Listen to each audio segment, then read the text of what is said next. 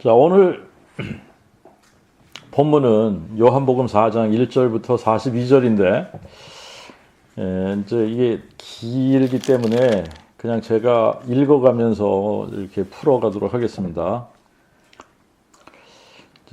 그 복음을 깨닫기 전에 오늘 본문을 가지고 제가 이 설교를 한다고 하면 핵심을 못 짚으니까 변죽을 많이 울렸을 겁니다. 오늘 본문은 이 변죽을 울릴 만한 소재가 많이 있기 때문에 그래요. 대부분의 목사님들이 오늘 본문 요한복음 4장 1절부터 42절 말씀을 가지고 설교를 한다고 한다면 초점을 예수님이 아니라 수가성 여인에게 초점을 맞춰서 설교할 거라고 생각이 들어요. 그런데 오늘 본문도 역시 예수님이 누구냐? 그게 초점입니다. 이제 우리가 기억을 해야지 되는 것이 있는데 성경이 쓰여진 목적이죠. 성경이 쓰여진 목적이고 요한이 복음서를 기록한 목적. 자, 그게 무슨 목적으로 복음서를 썼냐? 너희로 예수께서 그리스도 곧 하나님의 아들이심을 믿게 하려 하며 또 그의 이름 안에서 생명을 얻게 하려 함이라. 이게 목적이란 말이죠. 그러니까 오늘 본문도 역시 예수님이 누구시냐, 예수님이 그리스도 곧 하나님의 아들이시다, 이거를 증거하는 게 목적이라는 거예요. 오늘 본문을 보면 예수님이 유대 지방에서 갈릴리 지방으로 가실 때에 사마리아를 지나가시면서 수가라고 하는 동네에 들리십니다. 그래서 우물가에서 한 여인과 대화하시면서 그 복음을 선포하시죠. 내가 그니라, 이거를 선포하시는 겁니다. 내가 그니라를 선포하시는 내용을 담고 있다. 자, 그런데 이제 오늘 본문을 조금 잘 이해하기 위해서 이스라엘의 역사를 간략하게 설명을 해야 할 필요성이 있어 보입니다. 이 솔로몬 이후에, 솔로몬까지는 이제 통일 왕국이었는데 솔로몬 이후 르호보암 때의 통일 왕국이었던 이스라엘이 갈라지게 되죠. 분열이 되죠. 여로보암이 이끄는 북왕국과 르호보암이 이끄는 남왕국으로 분열이 되면서 여로보암은 세겜의 북왕국 이스라엘의 수도를 세웁니다. 그리고 이제 정권이 바뀌면서 또 그 수도가 디르사로 옮겨지게 되고, 그리고 또 이제 세 번째로 오므리 때에 이 이스라엘의 수도를 사마리아로 옮겨가게 되죠. 그래서 이제 이스라엘이 망할 때까지 이스라엘의 수도가 사마리아가 됩니다. 722년 BC에 아수르의 살만에셀이라고 하는 왕이 와서 이스라엘을 함락시킵니다. 이제 사마리아를 함락하고 이스라엘은 아수르에 의해서 망하게 되는데, 아수르는 어떤 정책을 폈느냐? 민족의 아이덴티티를 없애기 위해서 자기들이 정복한 나라의 민족들을 서로 섞이게 하는 겁니다. 그래서 혼혈이 되게 하는 정책을 펴니다. 그래서 북왕국 이스라엘 백성들을 아수르 제국의 여러 지방으로 끌고 가서 뿔뿔이 흩어져서 살게 합니다. 그래서 이때부터 잃어버린 10지파가 되는 거예요. 이스라엘의 잃어버린 10지파. 그리고 아수르가 지배하던 여러 민족들을 끌어다가 사마리아에 이주를 시켜서 거주하게 합니다. 그래서 이 사마리아에 남아있던 사람들은 여러 민족들하고 섞여져서 결국은 혼혈 민족이 되고 마는 거죠. 이제 그뿐만이 아니에요. 이제 종교도 혼합 종교가 탄생을 하게 되는데, 각 민족들이 이렇게 사마리아로 이주를 하면서 자기들이 섬기던 신상들을 가지고 와서 또 자기들의 신을 섬기니까 여호와도 섬기고 경외하면서 또 어디로부터 옮겨왔든지 그 민족의 풍속대로 자기들의 신도 같이 섬기게 되는 겁니다. 그래서 아주 이상한 혼합 종교가 이제 생겨지게 되는 거죠. 반면에 남왕국 유다는 이제 이 다윗의 아들들이 계속 통치를 하면서 유다 지파를 중심으로 베냐민 지파 그리고 레위 지파가 남왕국 유다를 형성을 하고 있었는데 이제 이 남왕국은 언제 망하게 되느냐면 바벨론에 의해서 586년 BC에 완전히 함락을 하는데 609년에 처음 포로로 끌려가고 그 다음에 605년에 두 번째로 포로로 끌려갔다가 586년에 완전히 이제 느부갓네살에 의해서 예루살렘이 함락이 됩니다. 그런데 70년 포로 생활을 마치고 예루살렘으로 돌아오게 돼요. 이 70년이 지나고 예루살렘으로 돌아올 때는 바사의 속국으로 있는 겁니다. 바사의 속국으로 있지만 고레스와 다리오의 허락을 받고 스룹바벨을 중심으로 성전을 세우게 되는데 이제 남왕국 유다는 이렇게 히브리인 지금 유대인들로 형성이 된 이 민족을 잃지 않으면서 자기들의 아이덴티티를 지키면서 가나안에 다시 정착을 하기 시작을 하는 겁니다. 그래서 이제 이 지금 유대인들은 사마리아인들을 아주 그 개처럼 취급하고 멸시하고 상종을 하지 않게 되는 거예요. 이제 유대인들이 바벨론에서 돌아와서 예루살렘의 성전을 재건할 때에 사마리아 사람들이 우리도 돕겠다 그럽니다. 우리도 돕겠다. 우리도 같이 참여하게 해달라 그러는데 너희들은 상관없어. 우리가 성전이 있는데 너희들은 관여할 게 하나도 없어. 그러면서 거절하게 되죠. 그래서 이제 이 사마리아 사람들하고 이제 이 유대인들하고 이 적개심이 더 많이 생기게 됩니다. 자, 그러면서 사마리아 사람들은 그래, 그러면 우리는 그리심산에 우리를 위해서 성전을 짓고 우리끼리 예배드린다. 그래서 이제 이때부터 사마리아 사람들은 그리심산에 자기들만의 성전을 짓고 거기서 자기들 나름대로 예배를 드리기 시작한 거죠. 자, 그런데 이제 이 가나안 지역에 지리적으로 보면 남쪽으로는 유대 지방이 있고 북쪽으로는 갈릴리 지방이 있는데 중간에 사마리아가 있는 거예요. 중간에. 그래서 이 유대인들이 남쪽과 북쪽 유대 지방과 갈릴리 지방에서 이렇게 서로 오고 가려면 사마리아를 통과해야 되는 지형적인 그러한 조건을 갖추고 있는 겁니다. 그런데 유대인들은 사마리아 사람들은 어떻게 한다 그랬죠? 멸시하고 상종을 안 해. 그러니까 자기네들이 멸시하고 상종을 안 하는 이 사마리아 사람들, 자기네들이 편리하겠다고 사마리아 지방을 관통할 수는 없는 거예요. 그러니까 어떻게 해요? 요단강을 건너서 그 베리아 지방을 통과해서 갈릴리로 가는, 이렇게 가면 2배 정도는 오래 걸린다고 하는데 2배가 오래 걸리든 3배가 오래 걸리든 우리는 사마리아 사람들하고 상종 안 해. 그러니까 사마리아를 통과 안 하는 거예요. 그리고 이렇게 돌아가는 겁니다. 요단강을 건너서 이렇게 돌아서 가는 거예요. 그런데 예수님은 오늘 본문을 보니까 유대에서 갈릴리로 가실 때 이렇게 말씀을 하시는 거예요. 3절에 예수께서 유대를 떠나 다시 갈릴리로 가실새 사마리아로 통행하셔야 하겠는지라. 사마리아를 지나가시겠다는 거예요. 사마리아로 통과하셔야겠다 그러는 겁니다.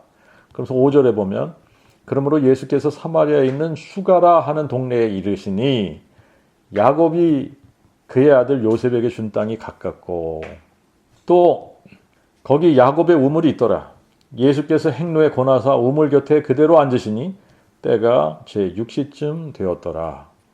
저는 그렇게 중요하게 생각하지 않지만 사람들은 이 지금 시간 6시쯤 되었더라 이걸 가지고도 꽤 이런저런 말을 하는데, 어떤 학자들은 요한은 로마 시간을 따랐다. 여기에 기록된 요한이 사용하고 있는 시간은 로마 시간을 얘기하는 거다.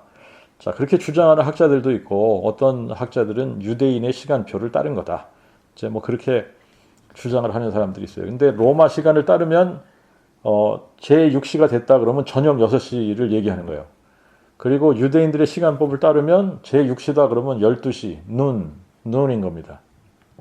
Either way, 지금 사마리아 여자 하나가 물을 길러 우물가로 온 겁니다. 그런데 이게 뭐 로마 시간을 따랐던 유대인의 시간을 따랐던 예수님은 이 여인이 물을 길러 오는 시간을 정확하게 알고 계셨던 거고 그 시간에 맞추어서 이곳을 찾아오신 거다.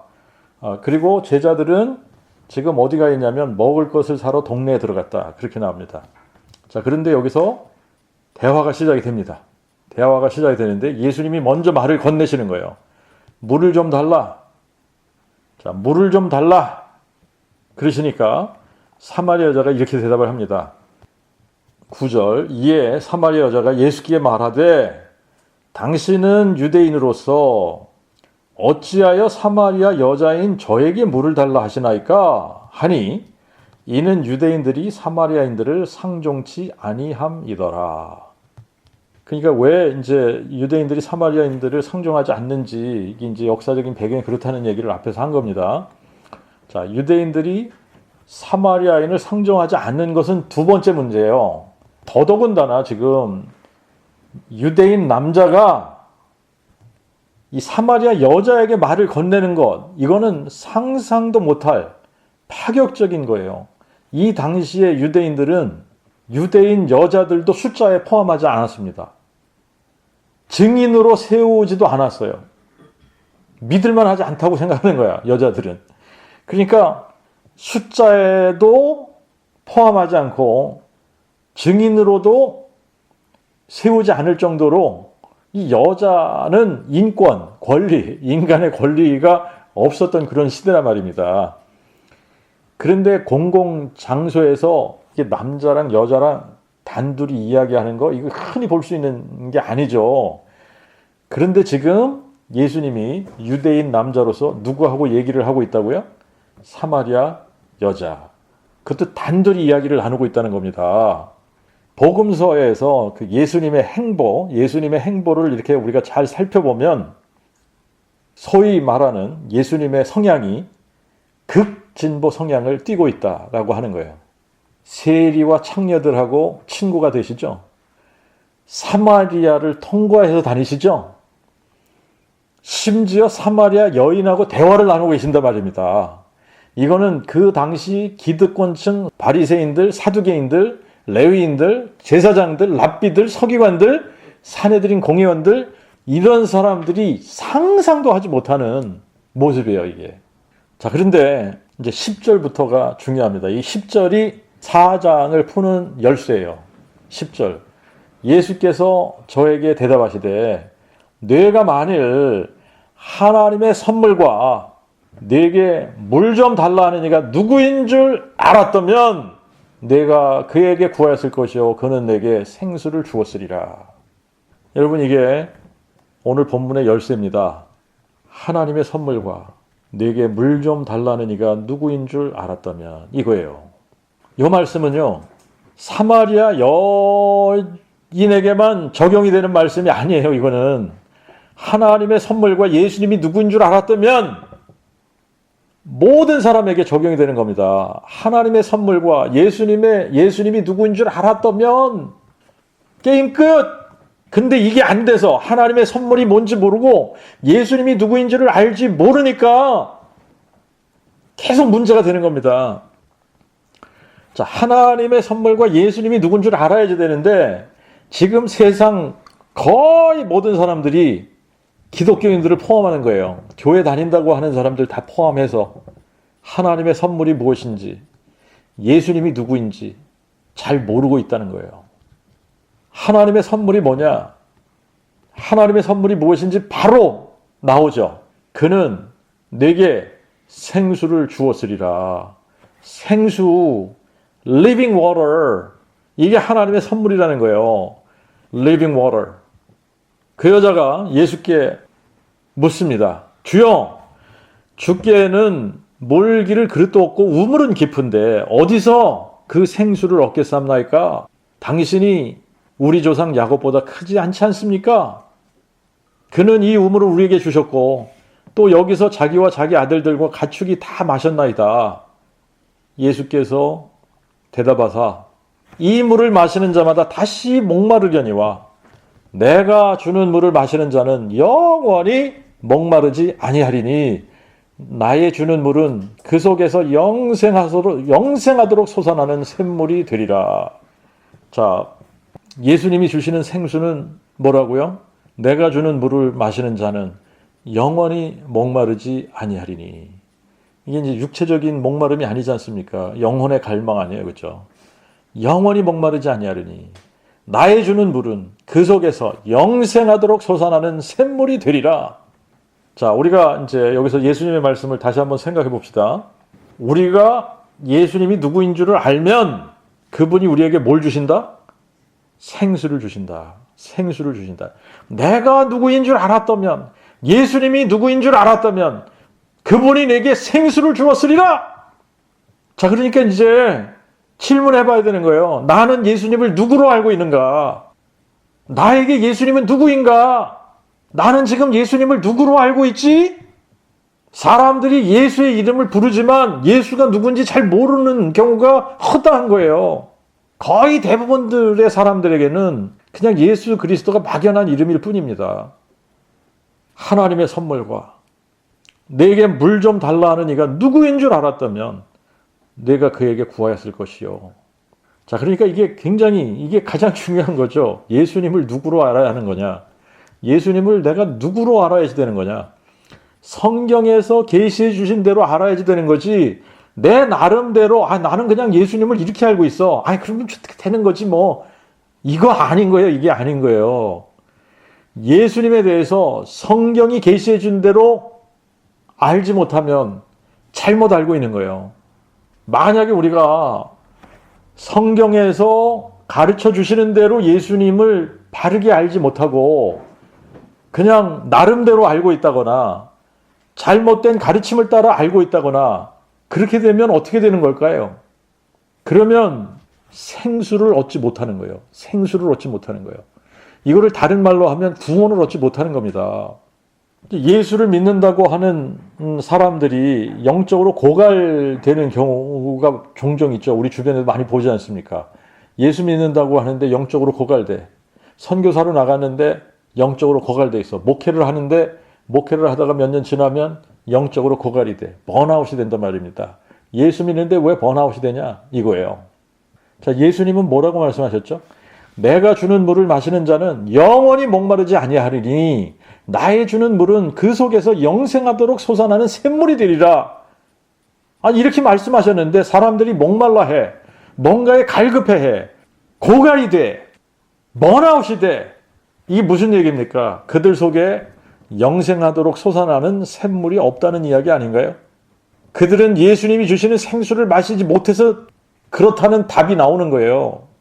사람들이 종종 이렇게 이야기를 합니다. 어떻게 얘기를 하냐면 이제 이 성경 공부 위주의 이 성경 공부를 많이 하는 그런 교회를 다니면 사람들이 뭐라고 얘기하냐면 거기는 성경 공부, 성경은 많이 강조하고 성경은 많이 아는데 사람들이 좀 드라이해, 메마르다는 거예요.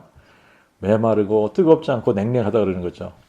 또 반면에 성경 공부보다 성령의 은사를 강조하고 이 성령을 강조하고 은사를 강조하는 그런 교회를 다니면 뜨겁기는 하다는 거예요. 뜨겁기는 해. 근데 뜨겁기는 한데 말씀이 없다 그래요.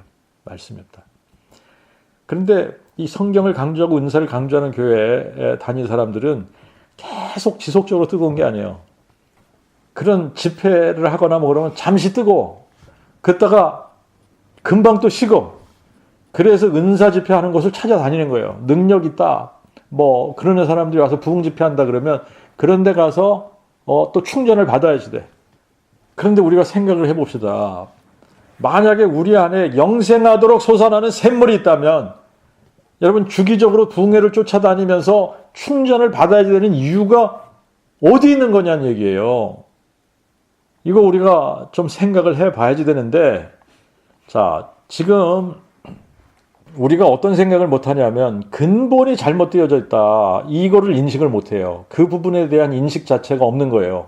근본이 지금 잘못되어져 있다. 나는 예수님을 누구로 알고 있는가? 이게 가장 중요한 질문이에요. 이 스스로 질문해봐야지 되는 겁니다. 만약에 예수님을 다윗의 뿌리요 자손으로 알고 있지 못하면 잘못 알고 있는 거예요.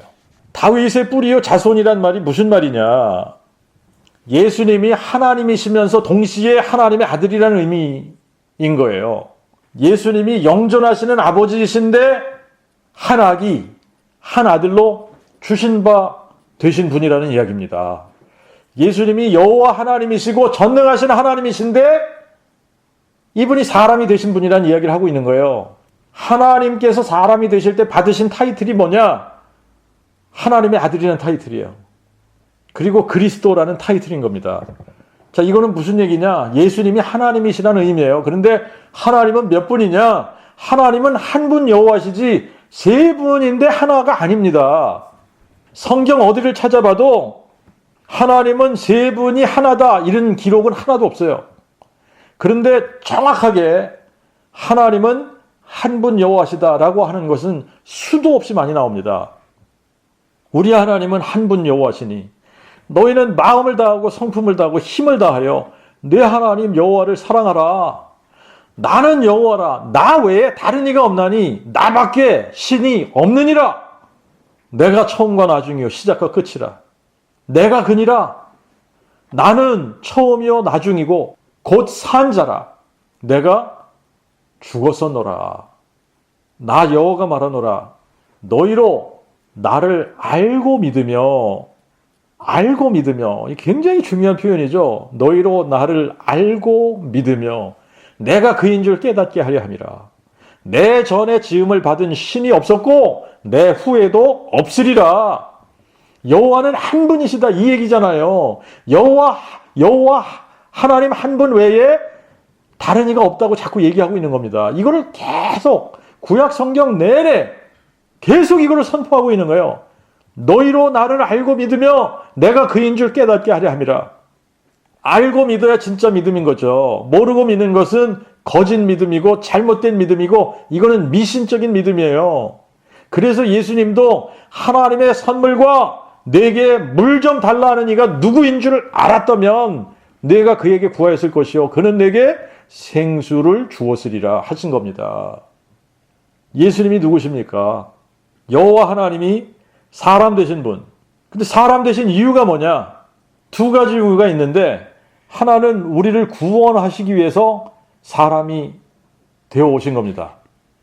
우리를 구원하기 위해서는 우리를 대신해서 그분이 우리의 죄 때문에 죽으셔야 돼요. 그리고 죽은 자들 가운데서 다시 살아나셔야 되는 겁니다. 그분이 사망을 삼키고 승리하러 오신 겁니다. 부활로 마귀를 멸하시고 부활 생명, 곧 영생을 우리에게 주시려고 오신 겁니다. 그래서 예수님이 나는 부활이요 생명이라고 하신 거예요. 예수님이 죽은 자를 살리시는 하나님이시라는 말씀이에요. 예수님이 없는 것을 있는 것처럼 부르시는 전능하신 하나님, 창조주 하나님이신데 이분이 사람이 되어 오신 분이 바로 예수 그리스도다라고 하는 겁니다. 자, 영생은 우리 속에서 영생하도록 솟아나는 샘물이기 때문에 영생인 거예요. 이게 생수예요. 이게 구원이에요. 그래서 우리가 부활 생명을 가지게 되면 영원히 목마르지 않게 되는 겁니다. 이게 바로 예수님이 주시는 생수이고 이게 참된 구원인 거예요. 그런데 하나님의 말씀 외에 다른 것에 목마름이 있고 갈급함이 있다면 번아웃이 되게 돼 있는 거죠. 이거는 다시 말하면 그 속에 영생하도록 솟아나는 샘물이 그 속에 없다는 증거인 것이다.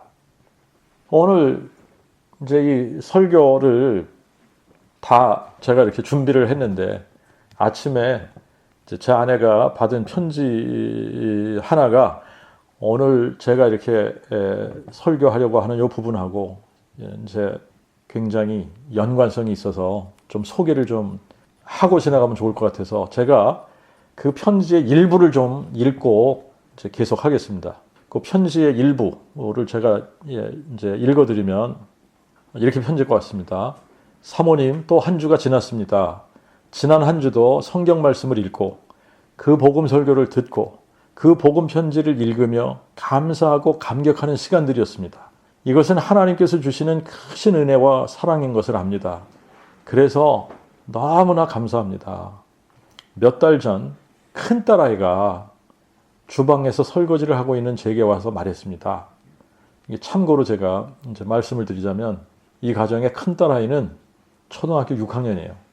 자, 초등학교 6학년인데 이 큰딸아이가 이렇게 말했다는 겁니다. 엄마, 예수님이 왜 하나님의 아들이신지 알겠어요. 왜? 하나님이 사람 되셨으니까 부모가 자녀를 낳으면 그 자녀가 부모의 아들인 것처럼 예수님도 하나님인데 사람으로 낳아졌으니까 하나님의 아들이신 거죠. 그리고 사람이 부모님을 아버지라고 부르는 것처럼 사람 대신 예수님도 하나님을 아버지라고 부르는 거잖아요. 응, 맞아. 바로 그거야. 하며 어떻게 그걸 알았냐고 놀라며 물으니 너무 당연한 거 아니에요? 하고 휙 돌아서서 나갔었습니다. 그리고 오늘 저녁을 먹다가 큰아이가 말했습니다. 저 이게 몇 달 전에 이랬다는 거예요. 근데 이날 오늘 저녁에 이제 큰아이가 또 다시 말한 거예요. 엄마, 예수님이 왜 하나님의 아들이신 건지 알겠어요. 초등학교 6학년인데 이 친구에게도 이게 자꾸 놀라움으로 다가오는 것 같아요. 그러니까 또 얘기하는 겁니다. 사람이 되셨으니까요. 예수님은 원래 하나님이신데 하나님이 사람 되신 거잖아요. 그러니까 사람 되셨기 때문에 하나님의 아들이 되신 거고 하나님의 아들 되셨으니까 하나님을 아버지라고 부르는 거고요. 그러니까 하나님은 그냥 한 분이신 거잖아요. 응, 맞아. 그런데 이것 때문에 제가 너무너무 웃었습니다. 초등학교 6학년인데 이렇게 말했다는 거예요. 엄마, 왜 나는 이걸 이제 알게 된 거예요? 좀 더 어렸을 때 일찍 알았으면 좋았을 텐데요. 제가 여기까지 읽으면서 너무너무 놀라기도 하고 웃기도 하고 그랬습니다. 초등학교 6학년이에요. 근데 예수님이 누구신지를 알아버린 거 아닙니까? 그러면서 뭐라고요? 좀 더 어렸을 때 일찍 알았으면 좋았을 텐데? 나는 목회를 한 20년이 넘어서 알았는데, 나이가 50이 넘어서 알았는데 말이죠. 자, 계속 편지를 조금만 더 읽어드리겠습니다. 아이의 마음속에 조금씩 더 점점 더 분명하고 선명하게 예수님이 누구신지 깨닫게 하시는 은혜에 너무나 감사했습니다. 아이들이 엄마의 바뀐 모습을 보고 있습니다. 말씀을 읽고 있는 엄마, 말씀을 읽느라 빨리 대답을 못 해주는 엄마, 청소를 하면서도 빨래를 널고 개면서도 설거지를 하면서도 말씀을 듣고 있는 엄마, 말씀을 들으면서 공책에 받아쓰고 말씀을 찾아가며 말씀을 깨닫고 있는 엄마, 자신들이 잠들 때까지 말씀을 읽고 있는 엄마, 잠들었다 깨서 봐도 잠들지 않고 말씀을 읽고 있는 엄마, 이 말씀이 너무 좋아서 말씀을 지키고 싶다고, 그래서 예수님을 기쁘시게 해드리고 싶다고 고백하는 엄마, 그동안 자신들이 봐왔던 엄마와는 너무나 다른 엄마의 모습입니다. 그런 엄마의 모습을 보면서 아이들이 자신도 예수님을 더 알고 싶고 더 깊이 만나고 싶은 마음을 갖는 것 같습니다. 엄마 아빠가 매일 들려주는 예수님 이야기, 그 복음 이야기, 성경 말씀 이야기가 그것이 무슨 말씀인지 무슨 의미인지를 조금씩 더 깨달아가고 있는 것 같습니다. 너무나 감사한 일입니다. 이것보다 더 감사한 일은 없는 것 같습니다. 이런 시간을 보내면서 제가 한 가지 깨달은 게 된 것은 바로 말씀의 힘입니다. 아, 이것이 말씀의 힘이구나.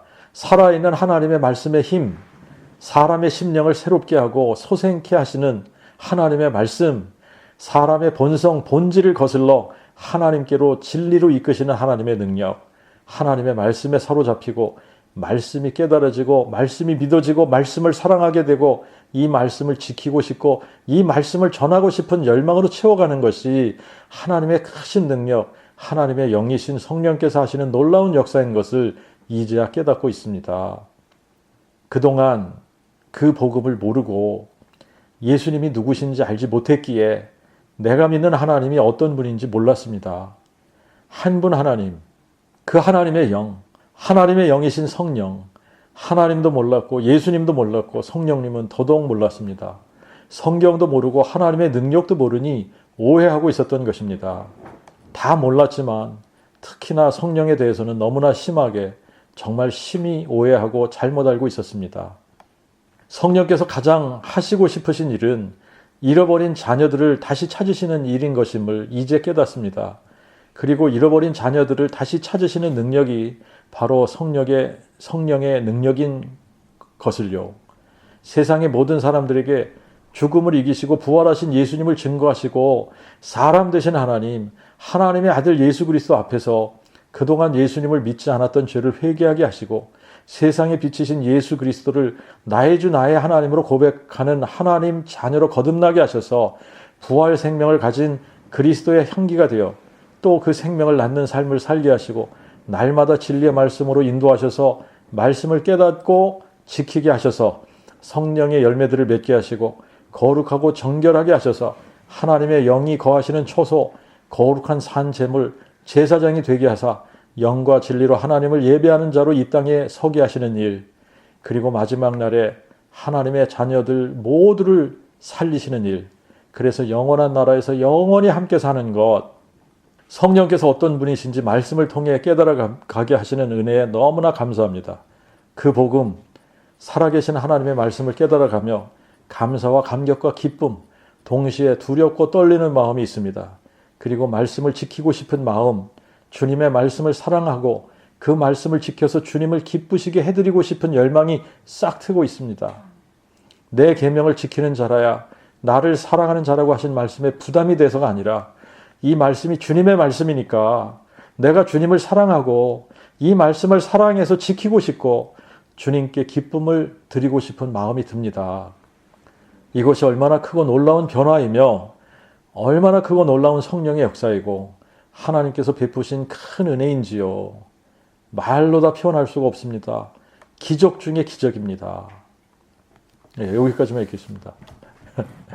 초등학교 6학년이에요. 예수님이 누군지를 알아버렸잖아요. 그렇죠? 그러면서 이 가정은 생수를 마시게 된 겁니다. 생수를 마시면 이런 삶을 살게 되는 겁니다. 저희들도 지금 6년째 지속되고 있는데 여기에 업앤다운이 있는 게 아니에요. 나의 주는 물은 그 속에서 영생하도록 솟아나는 샘물이 되리라. 이거는 영원히 지속되고 점점 더 새로워지고 놀라워지는 겁니다. 여러분, 그리고 두 번째 하나님이 사람 되신 이유, 우리와 함께 하기 위해서입니다. 우리와 함께 하시기 위해서인데 성막을 히브리어로는 미슈칸이라고 하는데 이제 이 의미가 뜻이 뭐냐면 dwelling place라는 거예요. tabernacle이라는 겁니다. 거주하는 곳이라는 거예요. 사람이 거하는 장막이라는 거예요. 그런데 이 성막을 여러분들이 구약 성경을 읽다 보면 성막을 다른 말로도 부릅니다. 어떤 말로 부르냐면 회막이라고 부르는 거예요. 회막. 회막은 영어로 tent of meeting이에요. 그래서 레위기 1장 1절에 보면 여호와께서 모세를 부르시고 회막에서 그에게 이르시되 그럽니다. 회막, 이게 성막, 회막. 근데 회막은 오헬 모에드라는 말이에요. 오헬은 텐트이고 모에드는 appointed time, appointed place, appointed meeting 이런 말이 있잖아요. 그죠? 그래서 여기에서 절기라는 의미로 이게 쓰여진다 그랬죠. 그죠? 예약된, 지정된 시간이고 장소이고 모임이에요. 그러니까 하나님을 만나는 지정된 장소가 성막이라는 겁니다. 하나님을 만나는 지정된 장소가 성막인데 그거를 회막이라고 표현했잖아요. 거기서 하나님을 만나는데요. 거기가 회막. 그게 하나님을 만나는데요. 하나님 만나려면 어디로 가야지 되냐? 회막으로 가는 거예요. 회막. 성막으로 가야만 하나님을 만날 수 있는 거예요. 거기에서만 하나님을 만나는 장소에 거기만. 그런데 이 성막이 뭐라 그랬어요? 성막이 뭐라 그랬죠? 하나님이 우리와 함께 거하기 위해서 사람 되어 오실 것이라는 것을 구약에서 하나의 모형으로 만들어서 우리에게 보여주신 것이 있는데 그게 성막이라 그랬잖아요. 그래서 예수님께서 이 성전을 헐라 내가 사흘 만에 그것을 일으키리라 그렇게 말씀하신 거 아니에요? 근데 여기서 예수님이 말씀하신 성전은 모형인 성전을 얘기하는 것이 아니라 실제 성전인 자기 몸을 얘기하는 거란 말입니다. 그러니까 성전된 자기 몸을 가리켜서 하신 말씀이다 그랬던 거예요. 자, 그러니까 우리가 하나님을 만나기 위해서는 어디로 가야지 되냐? 성막으로 가는 겁니다. 회막으로 가야지 돼요. 그런데 회막의 실체는 누구냐? 예수님인 거예요. 그러니까 지금 이거를 우리가 잘 생각해 봐야지 되는 겁니다. 예수님이 회막의 실체야. 그러니까 우리가 회막으로 가야지만 하나님을 만나는 거예요. 우리가 예수님께 가야지만 하나님을 만날 수 있다는 얘기인데, 자, 예수님의 실체를 보려면 어디로 가야지 되냐? 십자가 앞으로 가면 예수님의 실체가 절대로 나오질 않습니다. 십자가 앞에서는 예수님의 실체가 절대로 안 보여요. 그럼 어디로 가야 예수님의 실체가 보이는 거냐? 예수님의 실체는 하나님이지 않습니까? 그죠? 자, 그러니까 어디로 가야 우리가 예수님의 실체를 보게 되는 거냐? 부활하신 예수님 앞으로 가야지 된다는 거예요. 부활하신 예수님 앞에 가야만 예수님의 실체, 하나님이 보이는 겁니다. 예수님이 누구십니까? 예수님이 뭐라고 그러셨어요? 나는 생명의 떡이다. 예수님이 누구십니까? 나는 세상의 빛이다. 예수님이 누구십니까? 내가 그니라. 너희가 만일 내가 그인 줄 믿지 아니하면 너희가 너희 죄 가운데서 죽으리라. 나는 양의 문이다. 나를 통해야만 구원을 얻고 생명의 꼴을 얻는다. 나는 선한 목자야. 나는 양들을 위해 내 목숨을 내어놓느니라. 나와 아버지는 하나다.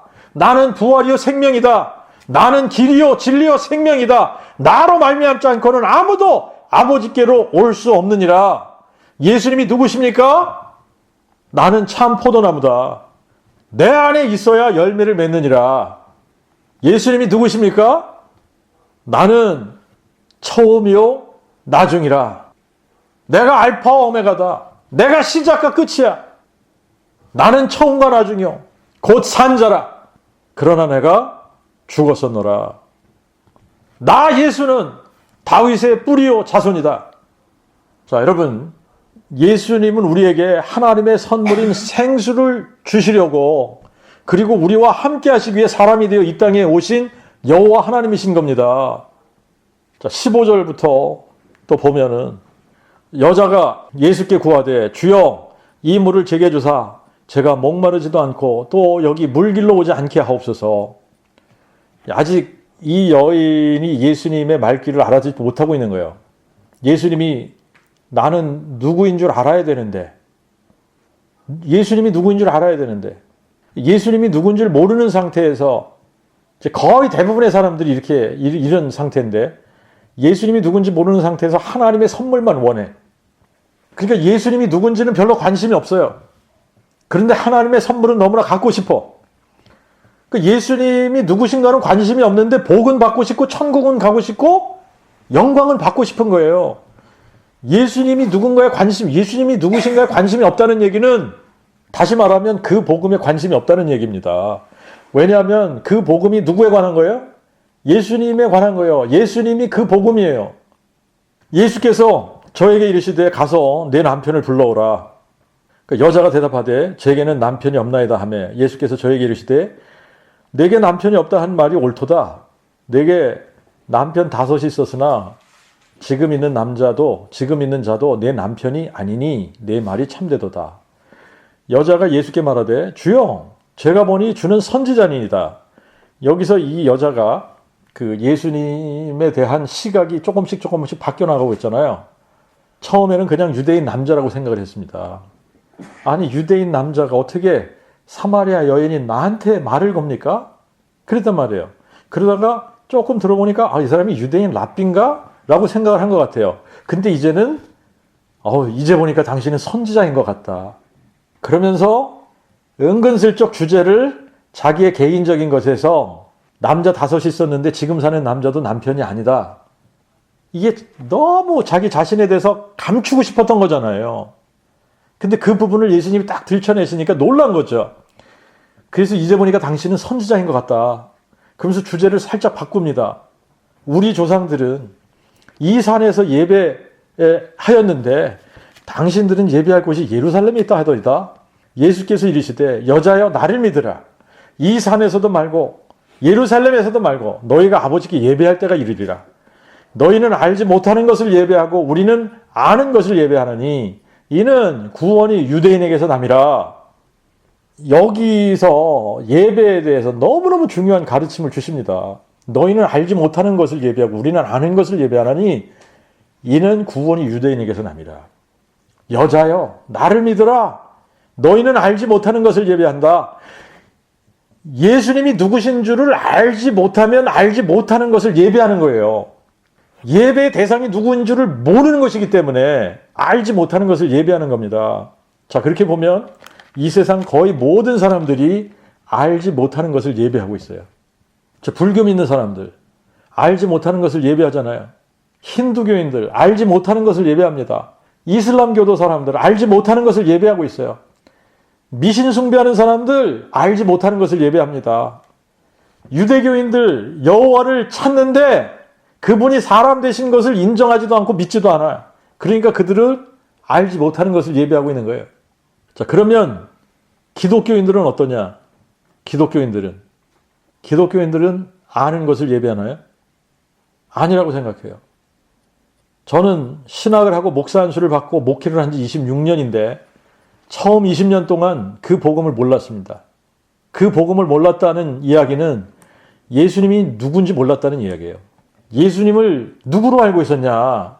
삼위일체 하나님 중에 제2위의 하나님, 성자 하나님, the second person in the Trinity로 알고 있었던 거예요.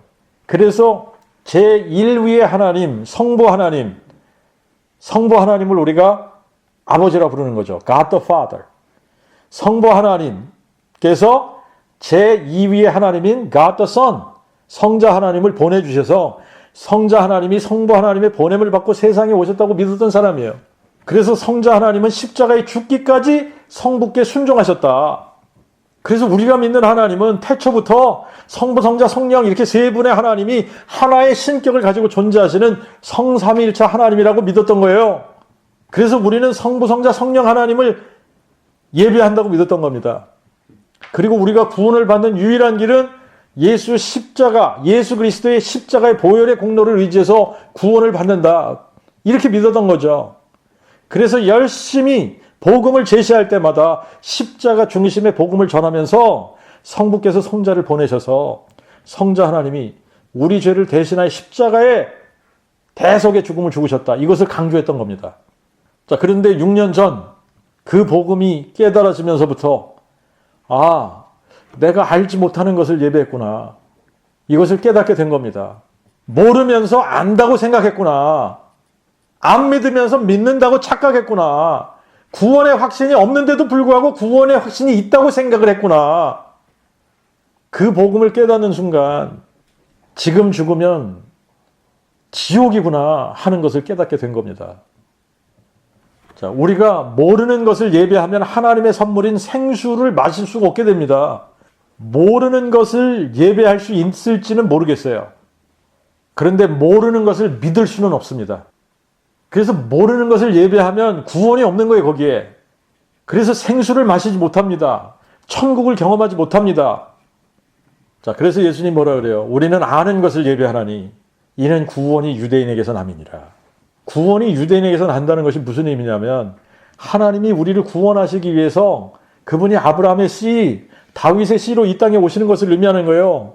그래서 다윗의 뿌리가 다윗의 자손이 되신 것이 하나님께서 유대인으로 나신 것입니다. 그래서 구원이 유대인에게서 나는 거예요. 그러나 때가 오나니 곧 이때라. 참으로 예배하는 자들은 아버지께 성령과 진리로 예배하리니 아버지는 이렇게 자기에게 예배하는 자들을 찾으시느니라. 여기서 이제 이 전수성경의 번역이 조금 오버됐다. 이제 전수성경은 여기서 성령과 진리로 예배하리니 이렇게 번역을 했습니다. 23절, 24절인데 성령과 진리로 예배하리니 이 부분이 잘못 번역이 된 겁니다. 이 부분은 대문자로 된 게 아니에요. 소문자로 됐어요. 소문자로 됐으면 영과 진리라고 번역을 해야 되는 거예요. 그래서 요거를 번역을 제대로 하면 참된 예배자들이 아버지께 영과 진리로 예배할 때가 오나니 이 말이에요. 영어로는 분명하게 Spirit and Truth예요. 소문자로 되어 있습니다, 이게. 그런데 이제 개역 성경에서는 이거는 신령과 진리라고 신령과 진정이라고 번역을 했습니다. 신령과 진정으로 예배하리니 이렇게 번역을 했어요. 근데 24절에도 보면 하나님은 영이시니 아버지를 예배하는 자는 성령과 진리로 예배할지니라 이렇게 번역을 했는데 이 24절 여기 이 부분도 이제 우리가 고쳐서 읽어야 되는 부분입니다. 하나님은 영이시니 그럴 때 그 부분이 헬라어로 프네우마 호 테오스입니다. 프네우마 호 테오스. 프네우마는 대문자로 되어져 있어요. 그래서 이 이제 대문자로 프뉴마를 이렇게 대문자로 기록을 할 때는 이거를 우리말에는 대문자, 소문자가 없기 때문에 이걸 성령이라고 번역했다 그랬잖아요. 그죠? 그러면 여기서도 일관성 있게 번역을 하려면 성령으로 번역을 해야 되겠죠. 그죠? 그러니까 하나님은 영이시니가 아니라 하나님은 성령이시니 이렇게 번역을 해야 되겠죠. 자, 영어 성경은 일관성이 있어요. 왜 그러냐면 거기는 대문자, 소문자가 있으니까 그대로 대문자 푸뉴마는 대문자 스피릿이라고 번역을 한 겁니다. 하나님은 성령이시니 아버지를 예배하는 자는 이 성령과 진리, 요거를 영과 진리로 바꿔야지 됩니다. 왜 그러냐면 여기는 소문자이기 때문에 아버지를 예배하는 자는 영과 진리로 예배할지니라 이렇게 번역을 해야 됩니다. 그러니까 전수성경을 읽으시는 분들은 이 부분을 이렇게 고치셔야 돼요. 영과 진리로 예배한다는 것이 무엇일까? 영과 진리로 예배한다는 것이 사실 우리가 그 복음이 안 되면 이게 무슨 얘기인지 모르는 거예요. 그런데 또 이거를 성령과 진리로 예배한다 그러면 이게 더더군다나 이게 이해하기가 쉽지 않은 부분이죠. 그렇죠? 이제 이 부분을 이제 그 복음이 깨달기 전에 여기 이해가 안 됐을 때는 이게 깨닫지 못하니까 해석을 하게 되면 억지로 해석을 하게끔 되어져 있습니다. 이제 억지로 해석을 하면 이게 어렵게 설명을 할 수밖에 없어요. 그런데 영과 진리로 예배한다는 말 굉장히 쉽게 여기서 풀어주셨어요. 이 본문 안에 있습니다. 영과 진리로 예배한다는 말은 아는 것을 예배한다는 얘기예요. 아는 것을 예배한다. 하나님의 선물이 무엇인지, 예수님이 누구인지 알지 못하면 절대로 영과 진리로 예배할 수 없다는 얘기예요. 그러니까 3장에서 니고데모에게 하신 말씀 여러분들이 기억해야 되는데 사람이 위로부터 나지 아니하면 하나님 나라를 볼 수 없느니라 그랬어요. 육으로 난 것은 육이요 영으로 난 것은 영이니 그러셨단 말입니다. 위로부터 나지 아니하면 육으로만 난 것이기 때문에 거듭남이 없는 상태인 것이죠. 거듭남이 없는 상태에서는 아는 것을 예배할 수가 없는 겁니다. 그러니까 영과 진리로 예배가 안 되는 거예요. 알지 못하는데 어떻게 진리로 예배를 합니까? 다 거짓된 예배를 하게 돼 있는 거죠. 그래서 여기서 참으로 예배하는 자들은 true worshiper들이라는 거예요. true worshiper들. true worshiper들은 아버지께 영과 진리로 예배하리니 이 말씀은 하나님은 성령이시기 때문에 아버지를 예배하는 자는 영과 진리로 예배를 해야지 되는데 이게 무슨 얘기냐면 아는 것을 예배해야 된다는 얘기예요. 무엇을 알아야지 되냐? 하나님의 선물과 예수님이 누구인 줄을 알아야 영과 진리로 예배하는 거예요. 때가 오나니 곧 이때라. 이게 무슨 얘기냐면 구약에서 계속 약속하신 것이 그때가 온 거예요. 그 구약에서 약속하시던 그 약속의 말씀이 성취될 때가 왔다는 겁니다. 근데 지금이 그때라는 거예요. 자, 구약에서 계속 약속하신 것이 뭡니까? 여호와 하나님이 사람 되실 것이다. 이거 약속한 겁니다. 여호와 하나님이 처녀의 몸에 잉태되어 한 아기 한 아들로 우리에게 주신 바 될 거야. 여호와 하나님이 아브라함의 씨로 다윗의 씨로 가실 거다. 그게 바로 하나님의 아들에 관한 약속이란 말이죠. 그렇게 약속을 하셨는데 정말 하나님이 사람 되어 오신 것입니다. 그래서 때가 오나니 곧 이때라는 거예요. 그때가 온 것이다. 하나님이 사람 되어 오신 것입니다. 그리고 예수님이 바로 하나님이 사람이 되어 오신 분이라는 거예요. 그래서 내가 만일 하나님의 선물과 내게 물 좀 달라는 이가 누군 줄 알았다면 내가 그에게 구하였을 것이요. 그는 내게 생수를 주었으리라 하신 겁니다. 자, 그러면서 이제는 이 산에서도 말고 예루살렘에서도 말고 그 전에는 예루살렘에 가서 예배를 드렸어야 해요. 왜 그러냐면 거기에 모형이 있었거든. 거기에 모형이 있었단 말입니다. 실체는 오시지 않은 상태고 모형으로 실체를 이렇게 가리키고 있었는데 실체가 오시기 전까지는 예루살렘에 가서 그 모형에서 예배를 드렸어야 되는 거예요.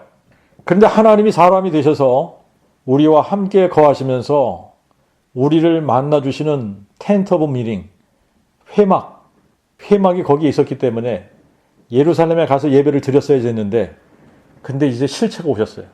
정말 하나님이 사람 가운데 장막을 치시고 우리 가운데 오신 겁니다. 진짜 텐트가 여기에 계신 거예요. 그러니까 이제는 이 산에서도 말고 예루살렘에서도 말고 아버지께 예배할 때가 이른 거라는 얘기입니다. 이제는 영과 진리로 예배해야 하는데 영과 진리로 예배한다는 것이 아는 것을 예배한다는 거예요. 내가 누구인지를 알아야 된다는 얘기를 하고 있는 겁니다. 예수님이 누군지를 알아야 영과 진리로 예배가 되는 거예요. 자, 25절 보니까 여자가 예수께 말하되 메시아 곧 그리스도라 하는 이가 오실 줄을 제가 아노니 그분이 오시면 모든 것을 우리에게 고하시리다. 이제 여자가 감을 좀 잡았는지 어쨌는지 메시아 주제가 이제 메시아가 오시면 메시아 곧 그리스도라 하시는 이가 오실 줄 안다는 거예요. 그분이 오시면 모든 것을 우리에게 알게 하시리라 그러잖아요. 그죠? 자, 그럴 때 예수님의 대답이 뭡니까? 내가 그니라. 네게 말하는 내가 그니라. 내가 그니라. 내가 메시아니라. 내가 그리스도니라. 내가 하나님의 아들이니라. 내가 다윗의 뿌리요 자손이니라. 내가 여호와 하나님이니라. 내가 영존하시는 아버지니라. 내가 그니라. 나 외에 다른 이가 없느니라. 나는 여호와라. 나 외에 다른 이가 없나니 나밖에 신이 없느니라. 내가 그니라. 너희로 나를 알고 믿으며 내가 그인 줄 깨닫게 하려 함이라.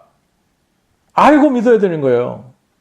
이때 제자들이 돌아와서 예수께 여자와 말씀하신 것을 이상히 여겼으나 아무도 무엇을 구하시나이까 혹은 어찌하여 여자와 말씀하시나이까 묻는 이가 없더라. 이에 여자가 물동이를 버려두고 동네에 들어가서 사람들에게 말하되 와서 나의 행한 모든 일을 내게 고한 사람을 보라. 이분이 그리스도가 아니시냐? 이제서 이 여인이 알게 된 겁니다. 내게 물 좀 달라 하신 이가 누구인 줄 알았다면 참 이상하죠. 유대인들은 지금 세례 요한이 나타나서 예수님을 가리키며 이분이 그리스도니라. 이분이 여호와가 사람 되신 분이야. 이분이 하나님의 아들이야. 그러고 예수를 포인팅하면서 그렇게 예수님이 그리스도라고 외쳐도 아직 예수가 누구인지를 알지 못하고 있는데 지금 이 사마리아 여인이 예수가 누구인지를 알게 된 거예요. 예수가 누구인지를 알게 되니까 어떻게 해요? 물동이 버려두고 동네에 들어가서 사람들에게 뭐라고 외치고 다니는 겁니까? 자기의 치부를 다 드러내도 좋은 거예요. 이제는 사람들 마주치기가 껄끄러워서 사람들 오지 않는 시간에 물을 뜨러왔던 이 여인이 예수님이 누구인 줄 알게 되면서 자존심, 창피함 이런 거 다 없어진 거죠. 나의 행한 모든 일을 내게 고한 사람, 나의 부끄러운 모든 과거를 다 알고 계시는 이분이야말로 그리스도가 아니냐. 너희들도 와서 이분을 좀 만나봐. 그러므로 저희가 동네에 나와 예수께 오더라.